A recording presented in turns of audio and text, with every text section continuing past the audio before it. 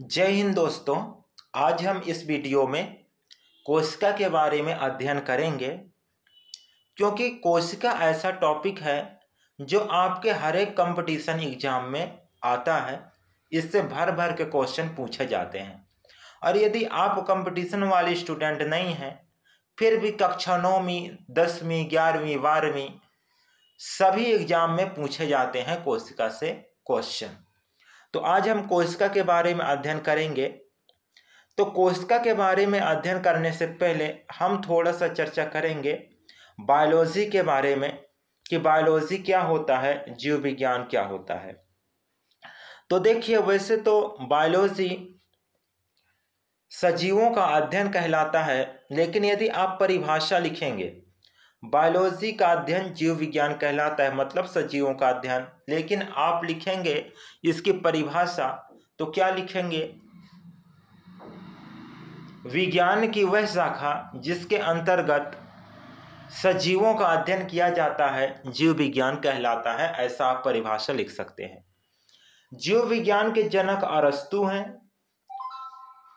जीव विज्ञान दो शाखाओं में बांटा गया है। जीव विज्ञान जो है, जीव विज्ञान को दो ब्रांचेस में, दो शाखाओं में बांटा गया है। कौन कौन सा? पहला है जूलॉजी और दूसरा है बॉटनी। जूलॉजी को कहा जाता है जंतु विज्ञान और बॉटनी को कहा जाता है वनस्पति विज्ञान। ठीक है। तो यहां से क्वेश्चन बनेगा आपका कि जीव विज्ञान के जनक कौन है, तो इसका आंसर क्या हो जाएगा? अरस्तु। तो यहां तक आपको समझ में आया होगा। अब देखिए, जंतुओं का अध्ययन जंतु विज्ञान के अंतर्गत किया जाता है, इसके जनक अरस्तु हैं। अब देखिए, जीव विज्ञान के जनक भी कौन है? अरस्तु हैं। और जंतु विज्ञान यानी जूलॉजी के जनक भी कौन है? अरस्तु हैं। तो यहां से क्वेश्चन बनेगा कि जूलॉजी के फादर, जंतु विज्ञान के जनक कौन है? तो अरस्तु हैं। आगे देखते हैं, पेड़ पौधों का अध्ययन वनस्पति विज्ञान के अंतर्गत किया जाता है और इसके जनक थियोफ्रास्टस हैं। कौन है? थियोफ्रास्टस। तो यहां आपका क्वेश्चन बनता है कि वनस्पति विज्ञान के जनक कौन है? थियोफ्रास्टस हैं। तो इतना आपको समझ में आया होगा। चलिए आगे बढ़ते हैं। तो आगे अब देखते हैं कोशिका के बारे में। तो देखिए, जो कोशिका है, तो कोशिका को विज्ञान की भाषा में कहा जाता है साइटो। क्या कहा जाता है? साइटो। तो साइटो के अध्ययन को स्टडी को क्या कहा जाएगा? साइटोलॉजी। तो देखिए, आगे बढ़ेंगे तो यहां आप लिख सकते हैं कोशिका के बारे में कि कोशिका को विज्ञान में साइटो कहते हैं और साइटो के अध्ययन को साइटोलॉजी कहा जाता है। जीवों का शरीर एक या अनेक सूक्ष्म इकाइयों से मिलकर बना है, जिसे क्या कहते हैं? कोशिका कहते हैं। कोई भी जीव हो, चाहे पेड़ पौधा हो चाहे जंतु हो, उसका जो शरीर है वो छोटे छोटे सूक्ष्म इकाइयों से मिलकर बना है, जिसको क्या कहा जाता है? कोशिका कहा जाता है। कोशिका क्या है? जीवों की संरचनात्मक एवं कार्यात्मक इकाई है। कहने का मतलब है, जीवों का जो शरीर बना है, संरचना, वो किसका बना है? कोशिका का। और जो भी कार्य हो रहा है शरीर के अंदर, वो किसके द्वारा संपन्न हो रहा है? तो कोशिका के द्वारा संपन्न हो रहा है। अब यहां हम देखते हैं खोज के बारे में कि कोशिका की खोज कब हुई थी। तो कोशिका की खोज 1665 में हुआ था। किसके द्वारा किया गया था? तो रॉबर्ट हुक के द्वारा किया गया था। तो यहां आपका क्वेश्चन बनेगा कि कोशिका की खोज किसने किया और कब किया? तो कोशिका की खोज रॉबर्ट हुक ने किया और सन 1665 में किया। तो इतना आपको समझ में आया होगा। आगे बढ़ते हैं कि कोशिका की खोज कैसे हुआ। तो कोशिका की खोज रॉबर्ट हुक साहब 1664 में, कब? 1664 में,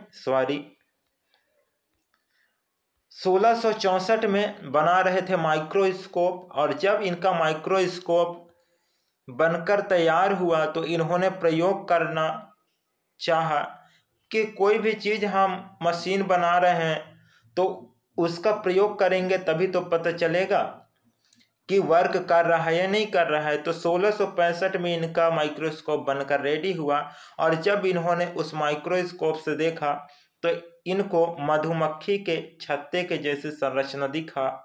तो इसके एक पार्ट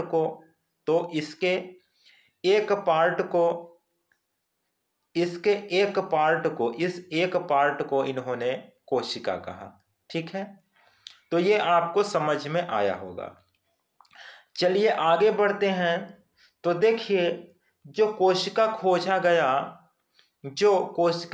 गया तो सर्वप्रथम कोशिका को कोशा नाम दिया गया। क्या नाम दिया गया? कोशा। ठीक है, जो कि लैटिन भाषा का शब्द है जिसका अर्थ होता है छोटा छोटा घर। अब यहाँ क्वेश्चन बनेगा कि जो सेल है, जो कोशा है, वो किस भाषा का शब्द है? तो यहाँ आप बताएंगे लैटिन भाषा का शब्द है। अब देखिए आगे बढ़ते हैं। रॉबर्ट हुक ने कोशिका की खोज कैसे की अपने पुस्तक माइक्रोग्राफिया में बताया है। तो यहाँ से क्वेश्चन बनेगा कि रॉबर्ट हुक ने किस बुक में कोशिका के बारे में लिखा है? तो किस में लिखा है? माइक्रोग्राफिया में। हालांकि रॉबर्ट हुक ने मृत कोशिका की खोज की थी। रॉबर्ट हुक ने जो कोशिका की खोज की थी वो कैसी कोशिका थी? मृत कोशिका थी। इन्हें फादर ऑफ साइटोलॉजी कहा जाता है, और कोशिका विज्ञान का जनक जो है रॉबर्ट हुक को ही कहा जाता है। तो यहाँ से क्वेश्चन बन सकता है कि कोशिका विज्ञान साइटोलॉजी के जनक कौन है? तो कौन है? Robert Hooke. तो इतना आपको समझ में आया होगा। चलिए आगे बढ़ते हैं। अब देखिए क्वेश्चन बनता है कि जब मृत कोशिका की खोज रॉबर्ट हुक ने किया तो जीवित कोशिका की खोज किसने किया? तो यहां देखिए सर्वप्रथम जीवित कोशिका की खोज 1674 ईस्वी में एंटोनी वान लीeuwenhoek ने किया। तो जीवित कोशिका की खोज कब किया गया? 1674 ईस्वी में। किनके द्वारा? एंटोनी वान लीeuwenhoek के द्वारा। ठीक है। सन 1831 में रॉबर्ट ब्राउन ने कोशिका में केंद्रक का पता लगाया। एक रॉबर्ट ब्राउन नामक वैज्ञानिक हुए जिन्होंने कोशिका में केंद्रक का पता लगाया सन 1831 में।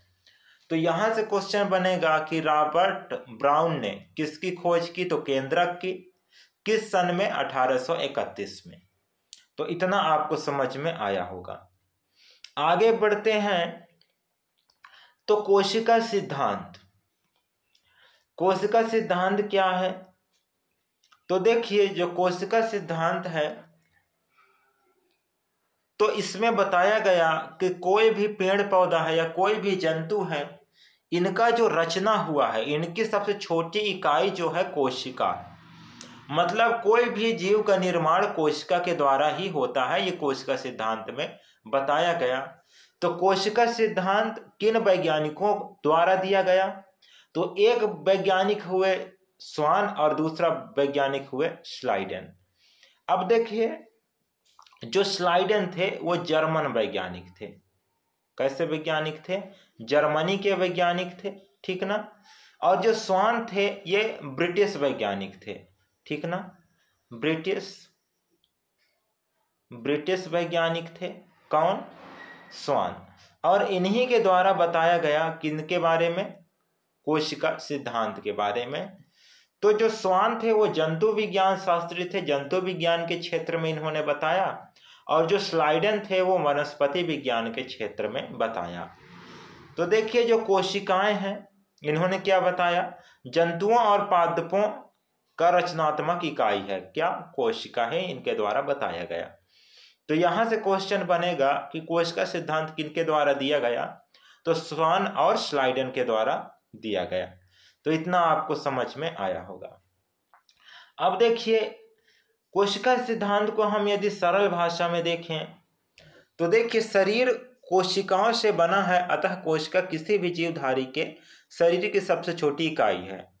सरल भाषा में हम क्या बोल सकते हैं कि शरीर कोशिकाओं से बना है, अतः किसी भी जीवधारी के शरीर की सबसे छोटी इकाई क्या है? कोशिका है। सन 1855 में रुडॉल्फ विर्चो नाम के वैज्ञानिक हुए। इन्होंने बताया प्रत्येक नई कोशिका अपने से पूर्ववर्ती कोशिका से उत्पन्न होती है। एक वैज्ञानिक हुए रुडॉल्फ विर्चो, जिनके द्वारा यह बताया गया कि कोई भी कोशिका बनेगा तो जो पहले उपस्थित कोशिका है उसी से नया कोशिका बनेगा। यदि पहले से कोशिका नहीं है तो कोशिका नहीं बनेगा। और देखिए, जो पूर्ववर्ती कोशिका होता है, जो पहले से कोशिका होता है, उसको कहा जाता है मदर सेल, और जो उत्पन्न होता है, नया कोशिका बनता है, उसको कहा जाता है डॉटर सेल। तो इतना आपको समझ में आया होगा। चलिए आगे बढ़ते हैं। अब देखिए, कोशिका का अध्ययन क्या कहलाता है? साइटोलॉजी। यह हम पहले ही चर्चा कर चुके हैं। एक कोशिका स्वयं में भी एक संपूर्ण जीव हो सकता है, मतलब एक कोशिका स्वयं एक जीव होता है या हो सकता है, जैसे कि अमीबा, पैरामीशियम, बैक्टीरिया और एक कोशिकीय जीव। ये क्या है? एक कोशिकीय जीव है। ठीक है, तो ये आपको समझ में आया होगा। चलिए आगे बढ़ते हैं। तो देखिए, यहां कंपेयर करके बताया गया है बड़े ही आसानी से कि जिस प्रकार से एक एक ईंट मिलकर दीवार बनता है, एक 4 दीवार को मिला दिया जाए तो एक कमरा बनता है, और कई कमरों को मिला दिया जाए तो एक घर का निर्माण होता है। उसी प्रकार से हमारे शरीर का भी निर्माण हुआ है। कोशिकाओं को मिला दिया जाए तो ऊतक बनता है, ऊतक को मिला दिया जाए तो अंग बनता है, और अंग को मिला दिया जाए तो शरीर का निर्माण होता है। ठीक है। सेल से मिलकर टिश्यू बनता है, टिश्यू से मिलकर ऑर्गन बनता है, और ऑर्गन से मिलकर बॉडी का निर्माण होता है। तो ये आपको समझ में आ गया होगा। चलिए आगे बढ़ते हैं। अब देखिए, कुछ महत्वपूर्ण फैक्ट है जो कंपटीशन एग्जाम में आता है, या फिर आप 9वीं 10वीं 11वीं 12वीं के स्टूडेंट हैं तो आपके भी पेपर में ऑब्जेक्टिव टाइप क्वेश्चन में आता है। तो आकार के आधार पर कोशिका को देखेंगे तो देखिए, सबसे छोटी कोशिका क्या है? माइक्रोप्लाज्मा। ठीक ना, यहां ध्यान दीजिएगा, माइक्रोप्लाज्मा है।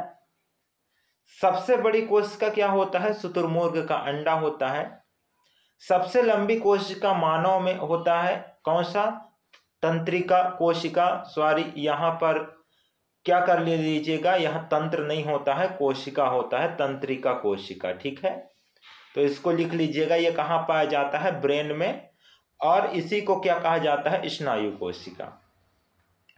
यहां देखिए नोट में, तंत्रिका कोशिका में किसी भी प्रकार का विभाजन नहीं होता, अतः यह क्षतिग्रस्त कोशिका को ठीक नहीं कर सकता है। इसी कारण सर में चोट लगने से शीघ्र ही मृत्यु हो जाती है।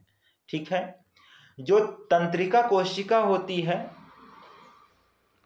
तो उसमें किसी भी प्रकार का विभाजन नहीं होता। अब क्यों विभाजन नहीं होता? क्योंकि इसमें सेंट्रोसोम नहीं पाया जाता। ठीक है, जिन कोशिकाओं में सेंट्रोसोम पाया जाता है उसी में कोशिका विभाजन संभव है या होता है।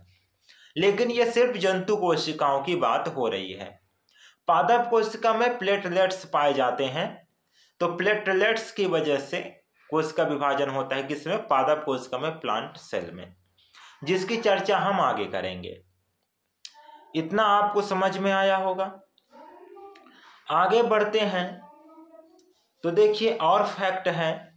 सबसे तेजी से कोशिका विभाजन लीवर, जिसको जिगर या यकृत कहते हैं, उसमें होता है। यह अपने क्षतिग्रस्त कोशिकाओं को स्वतः ठीक कर सकती है। अब देखिए, जो लीवर है, तो जो लीवर है, लीवर उसमें कोशिका विभाजन बहुत तेजी से होता है, और यदि किसी भी प्रकार का क्षति होता है लीवर को तो ये बहुत तेजी से अपने आप को ठीक कर लेता है। अगला फैक्ट है, मानव में सबसे छोटी कोशिका क्या है? तो यहाँ शुक्राणु लिखा है, लेकिन यहाँ आपकी जानकारी के लिए हम बता दें कि अब नई कोशिका का खोज हो चुका है जिसको बोला जाता है ग्रेन्यूल कोशिका। ठीक ना, ग्रेन्यूल कोशिका जो कि ब्रेन में पाया जाता है, मस्तिष्क में पाया जाता है। तो ये अब सबसे छोटी कोशिका है, लेकिन दूसरी सबसे छोटी कोशिका शुक्राणु ही है, स्पर्म में ही है। मानव में सबसे बड़ी कोशिका क्या है? अंडाणु, जिसको ओवम कहते हैं। मानव में विभाजन रहित कोशिका कौन सा है? न्यूरॉन, जो कि ब्रेन में पाया जाता है। मानव में तेज विभाजन वाला कोशिका कौन सा है? यकृत की कोशिका। अब यहां ध्यान दीजिएगा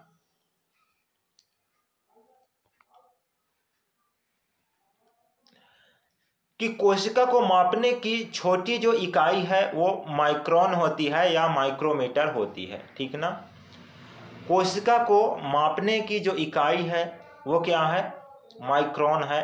हम माइक्रोन से ही कोशिका का माप लेते हैं कि कितना बड़ा कोशिका है।